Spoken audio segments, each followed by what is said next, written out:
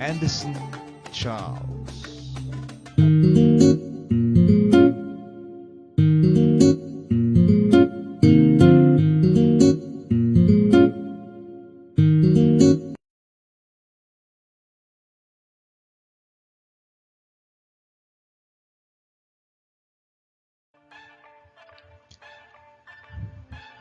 Welcome to Andy's Personal Development, the place for transactional conversations. During these conversations, we'll discover intentionality and clarity, and of course, purpose. Now, here is your host, Andy Anderson Charles.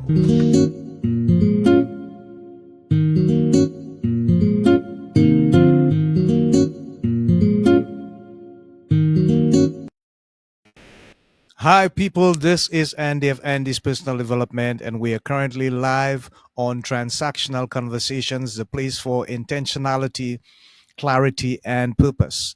Our guest today is Emily Silver Owen, and our episode is entitled A Triumph of Courage. So, let me tell you a bit about our guest. Emily Silver Owen is a first time author and a vibrant survivor of a traumatic brain injury or TBI. Her life's mission is to advocate for TBI awareness and to inspire others with her story of survival and resilience. She's living in Studio City, CA, California, and Emily continues to write and speak about her experiences and participates in brain injury recovery groups, sharing her journey. The first children's book series focused on problems neurodivergent children might face is expected to be released in 2025. The second book, The Misadventures of a Brain Injured 20 something, is also in the works. But today, we're going to look mainly at The Best of the Worst, which is a chronicle of an inspiring journey after she and her beloved dog was struck by a car, which Emily survived. So, without further ado, let's just welcome live on Transactional Conversations, Emily Silver Owen. Hi, Emily. Hi, Andy. Great to be And here. how are you doing? Good to be here as well. Good to have you. We appreciate you and welcome to the podcast. I So, love being on the Emily, podcast. yes, wonderful. That's wonderful. So, as we look at your story, it is so awesomely inspiring. Yeah, it couldn't have Would been you- written by couldn't have been written more messed up. Ah, so here's the thing. When you reflect on your journey, what do you consider as the biggest triumph of courage you have personally experienced? Um, I guess when I was first in the hospital and Hmm. I was very hurt. I was minimally conscious, which basically means like in a near coma for for weeks, for months, weeks, and then I lived in a hospital for months. And I made the decision to myself when I was living in the hospital that this was not going to be the rest of my life. Okay, and what would you attribute to you having that courage to make that decision? How did you, in your mind, arrive at the point to say, well, this is not going to be it. This is not going to be the end of it all for me. There is something more for me, and I'm going to find it. I just I hated living in the hospital, and I Hmm. didn't want it to be forever. But Oh, but there wow. was a chance that it might have been forever. There was like Hmm. a 50-50 chance that I would even live for a while. But I did live. Wow. Right. And now you can tell the story. Exactly. I had this. That's why I wrote the book. I had a story inside of me that needed to be told, and I needed to process what happened. So I wrote a book, but I didn't. It didn't start out as a book, but it ended up as a book. Wow. Yeah, and it is really a story of triumph. What internal resources would you say that you felt in terms of your emotional stability? How would you describe it to people? Should they ask you, Emily, how did you feel emotionally about the challenges that you were facing? What would you say to them? Horrible. I would like Ah, I mean, I don't remember the worst parts, honestly. Thank goodness. But I've heard that when I first started walking and first started using my hands again, like I would cry out in pain because it hurt so bad, I guess. yeah, yeah. And I Oh, just I just I decided there was no other option than to get better, you know? And thank goodness yeah. I was able to get better because I know other people who've had similar obstacles and they didn't get so much better. Mm. So then, therefore, you would have had a good support system. Would you say family, Oh yeah, friends? I had the best support system. I had my friends, my aunt, my aunt, my dad, my mom died when I was 19, Sorry and about so my that. aunt. It's thank you. Um, it is what it is. That's what I say about what happened to me too. You know, you can't change the Yeah. past. You Right. just gotta how you how you go on, how you go forward. But my aunt has sort of become my like honorary. She was my mom's best friend, not my actual relative. Um, but she has sort of taken my recovery into her like she decided that I would get better too. And that was really important for you. That gave you the extra strength that you needed to Oh yeah, continue on that mental journey and to oh yeah, build and up that emotional journey. Yeah. Tell us she'd about it. take me What to would she all do? my doctors. She would take me to all my. She would come to the hospital every single day while I was in the hospital for months. Like she would come to the hospital every single day. Um, and so would other people would come too.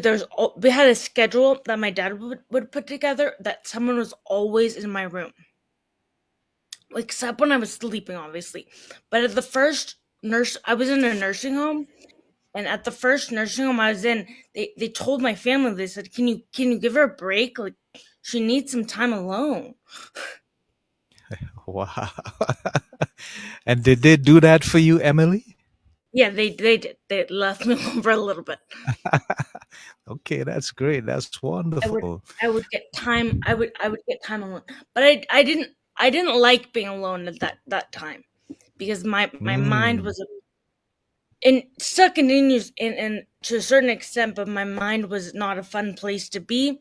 Mm-hmm. So I always wanted to be, you know, occupied or like talking to someone or doing Yeah. something, Yeah. so I Yeah. wouldn't have to because all I did was think, you know, Yeah. Yeah. and that can Yeah. take you to some really scary places when you just think all day. Yeah. Yeah. So when did you decide that you were going to write this book? What made you come to that decision? When it started, it wasn't a book. It was just a way for me to process my feelings. Mm-hmm. Yeah. And when I started writing it, I couldn't even type. I would dictate it, and my aunt would type it. Um, and then that lasted for like a month, maybe me dictating it, and then I decided that I would type one tap tap tap tap tap tap tap one finger in each hand for a little bit, but then, you know, as time went on, I was able to start typing. All right. And how long did you eventually take to complete what you considered would be the final thing? Oh my god, it took me probably a year to write it, and then another year to edit it. Mm-hmm. Um, so I guess maybe 2.5 years from start to end, Yeah. which is Wow. also how long I was in rehab, Oh, okay. neurological rehab, though not Yeah. drinking rehab. Yeah. Yeah. Yeah. So, Emily, I just want to share uh, what I have here on my file with regards to the book, what it looks like. It looks like Let me this. see if I can just bring it up. I'm gonna Yeah, it find looks like my this. version of it here. Looks like The that. best of the worst. Yes. Where did the Because idea for the cover come from? um it was actually my aunt's idea to do a Yeah. silhouette of me and my dog because he unfortunately Mm-hmm. died in the he died instantly, but he died in the accident. Yeah. Um but I have a new dog now and hope to always have a dog. So it's sort of a just a place. It's my dog, his name was Teddy, and now my dog is named Pepper. But in that Uh dog huh. on the cover, it's not Teddy and it's not Pepper and it's not my next dog. It's all the dogs. Okay. Wonderful. But the idea did. I will Okay. give So credit to it. right. Right. Yes, Okay. I do. This has already been published. All right. It's out on the market now. Yes, it's on. Can I say it's on? It's available on Amazon. You can say wherever it's available. It's available on Amazon. Uh huh. Um, it's available on Amazon in hardcover, paperback, and large font. Because when I started reading again after I was hurt, I could Yeah. only read children's books. I could only read like Harry Potter and books with huge font. Mm-hmm. Yeah. Because I couldn't really follow a line. Mm-hmm. So I knew it was very, very important for a large font to be available. Right. Okay. That's very And thoughtful it's of you. yeah, and a lot like the large font is sells out more than the hardcover. Like people are really interested in the large font. Right. So, what has been the response? What is people telling you about the publication? What is the feedback that you are getting? Oh well, first I want to say I did get it published. Like it is on the market. I got it published. My goal, which I thought was a faraway goal when I made it, but my goal was to have it published by the 5th year anniversary of my accident, and I Uh crushed huh. it. I crushed that goal. Oh, congratulations, Emily. Thank you so much. It was a huge accomplishment. Wow. Wow. That deserves a round of applause or something. Let me see if I can find something here. Oh, I'm Well, gonna find it in a I'll little bit. imagine it. I I'm know what gonna a round of find it. applause sounds like. I'm gonna find it in a little bit. So I'm gonna put that in. So, have you ever been involved in a live book talk, Emily? Um, no, this is my Mm, first. This is not my first interview about the book, but this is my first live interview about my book. okay. And would you like to appear live before an audience and tell them about the story that you wrote in the book? Um, yeah, isn't yeah. I Wonderful. it's a should I say what it's about? Sure, definitely. It's about 5 years ago on September 7th, 2019. I was walking my dog up in Northern California, and we were at like 3 in the afternoon. We were struck by a drunk driver when we were crossing a crosswalk. Oh, so sad. Um, and he unfortunately died. Mm, And I have a traumatic brain injury now for the rest of my life. But I've yeah. the recovery that I made is like I never would have imagined I would be here. Like I would be like this. Mm-hmm. I never imagined that when I was living in the like if I had known that this was going to be the end, you know, I it would have made it a lot less painful to be stuck in the hospital and go to Yeah. rehab every day for 2 years and the whole. It would make it all a lot easier if I had known that. Like I mean, I hoped the end would be good, but I wasn't. I live alone now. I have a dog. I have a Mm-hmm. job. Like I'm I'm a person again. Okay.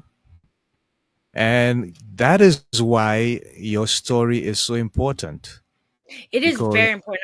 yeah, Because yeah. through my experience of getting it, I didn't really know what a TBI. It's called a TBI, a traumatic brain injury.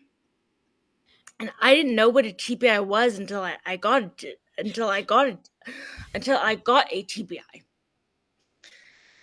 And I think it's very important that that people know that not everyone's brain works the same, Mm-hmm. and sometimes you need things explained a couple times, or you need things slowed down, or just Mm-hmm.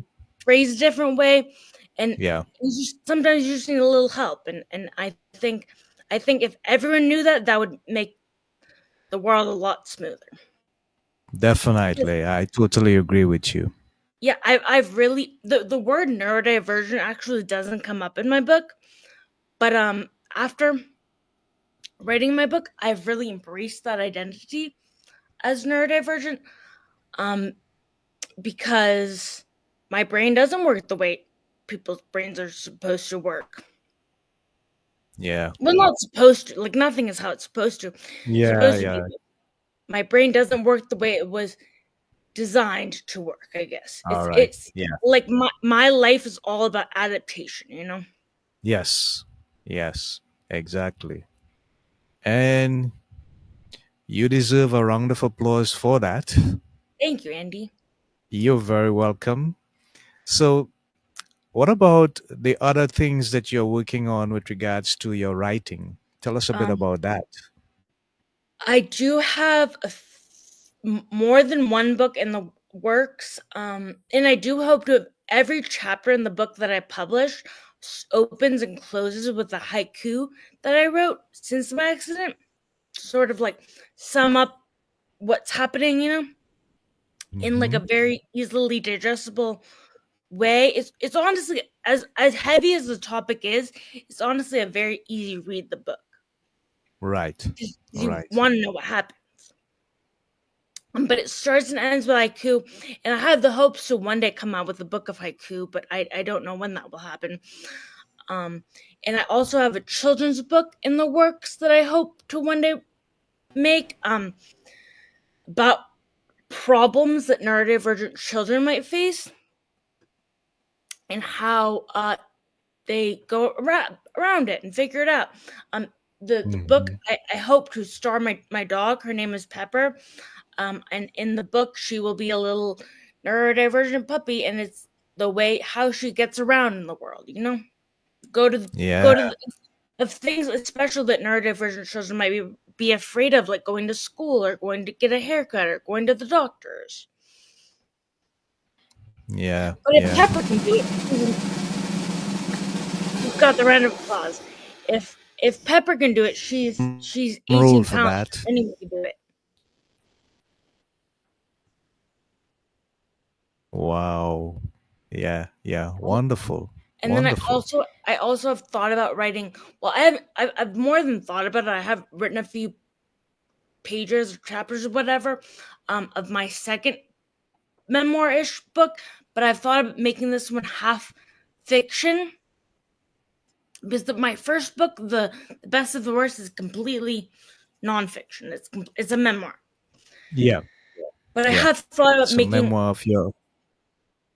I have thought about Go writing ahead. a kind of fiction, like based in reality but fictionalized version of what's happening. You know, and I've Hmm. already there's a working title for it. It's called it's called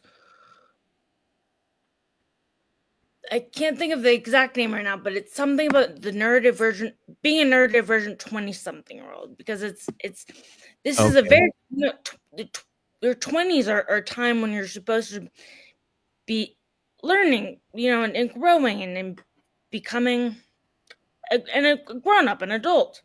And I Yeah. sort of had a pause for many years, but I'm back on the horse, so to speak. Um, Yes, you are. Yes, you are.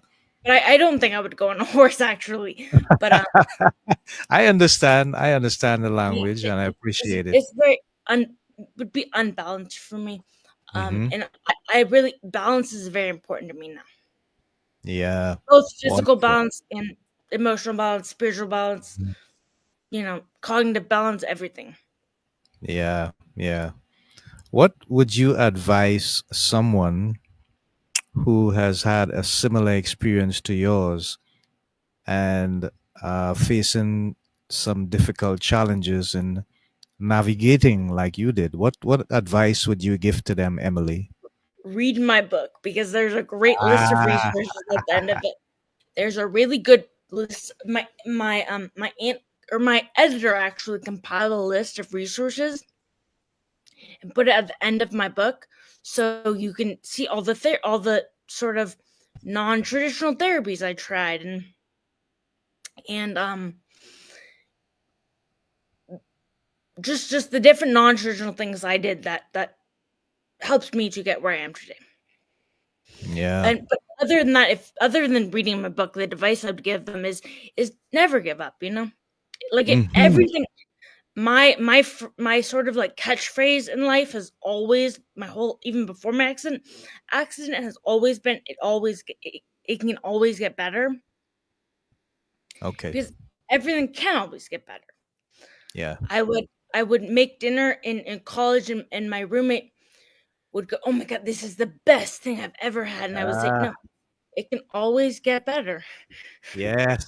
I Which love in that. I terms of love that. yeah, in Yes. terms Yeah. of life, like it can always get better. Hmm. Yes. I admire you, Emily, for that positive outlook that you have on life and I for mean, the it's taken me some understanding. time to get here, but Yeah. thank you. Yeah. Yeah. Of course. Of I course. was I Everything. was I was a very, very negative, angry person for a little bit, but I've Wow. come out on the other side. Mm-hmm. Um, and I still have times when I get very, very, upset and depressed and sad, but those times are fewer and far between than they used to be, thank God. Hmm. And Yes. it just it's really cool. I mean, I'm honestly, if I had to, the first word that comes in my mind when I think of my accident, honestly, is resentment. Mm-hmm. Because I'm very not happy I had to deal with this, Yeah. but also it did put me on a new path. Like this wasn't the path that I thought I would go on when I graduated college, but it's the path I'm on, and it's not the best path, but it's not a bad path. Yeah. Yeah. So, Emily, I'm gonna put up some stuff that's gonna look across your screen there. Um, it is where someone can go and get your book, and then there's your Facebook profile. Yeah. Well, Which one? beginning of Go that, ahead. the Gianna M writes books. That's my manager, Right. and then that Facebook link is to my Facebook. Yeah. But if you wanted to find my book, I would go on Amazon and type in "The Best of the Worst" by Emily Silver Owen, and then you'll for sure Right. get it. Okay. But Is it? those links are not to buy the book. Okay. Okay. Great. And I prefer that they get the links where they can actually get the book. Yeah, no, because the beginning of that, the Gianna M writes books. She is my manager, and then Mm-hmm. the Facebook link is to my work. I did make an author Facebook, so that does go to my author Facebook, but I don't necessarily post a lot on my Facebook because Oh. me and Okay. Mark Zuckerberg and I are not on the same pages as to Mm-hmm.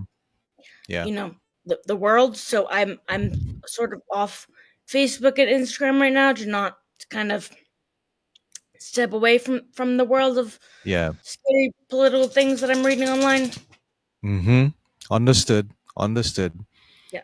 Is there anyone that you admire as a writer for their style and the work that they have done so far?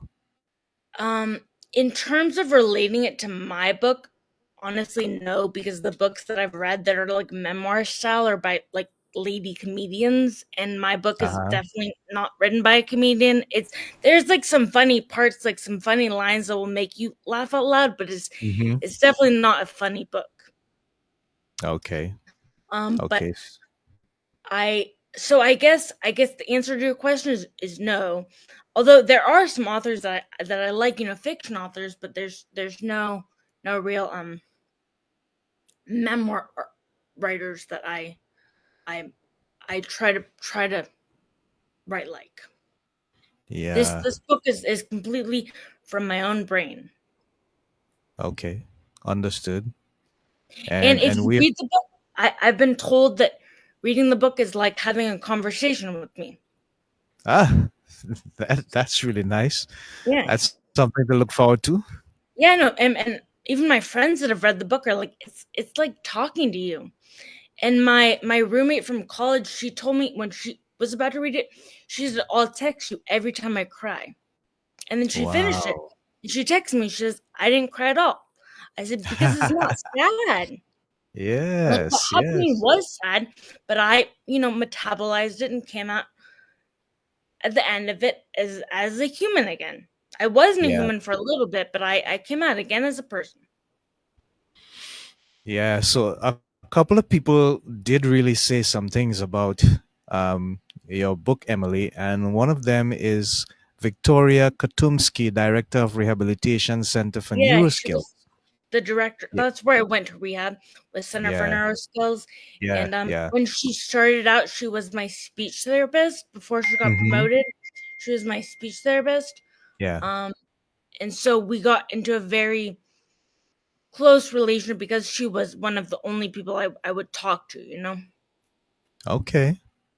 Because Um, she said M, calling you, well, M for Emily, I suppose. yeah, Yes. that's. M I mean, is, as you can is see, that's what I put. That's what I like to be called. yeah. M is a testament to what is possible to accomplish in life after brain injury.